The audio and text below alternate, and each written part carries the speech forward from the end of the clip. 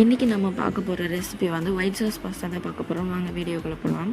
First ஒரு கடாயில் கொஞ்சம் பட்டர் போட்டுட்டு குட்டி குட்டியாக கட் பண்ணி வச்சுருக்க பூண்டும் ஒரு வெங்காயமும் போட்டு நல்லா வதக்கிக்கோங்க. இது வதங்கினது ஒரு கப் மைதா மாவு போட்டு நல்லா ஒரு பெரட்டிட்டு ஒரு டம்ளர் பால் ஊற்றிக்கோங்க.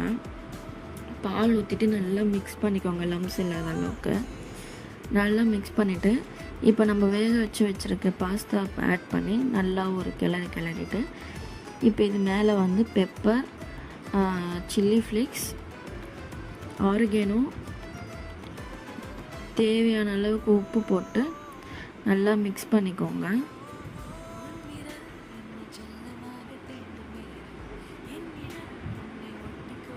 இப்போ இது மேலேயே சீஸ் போட்டு நல்லா மிக்ஸ் பண்ணிட்டிங்கன்னா ஒயிட் சாஸ் பாஸ்தா ரெடி ஆயிடும். இதே மாதிரி வீடியோஸ் தெரிஞ்சுக்கணுன்னா என்னோடய சேனலை சப்ஸ்கிரைப் பண்ணிக்கோங்க.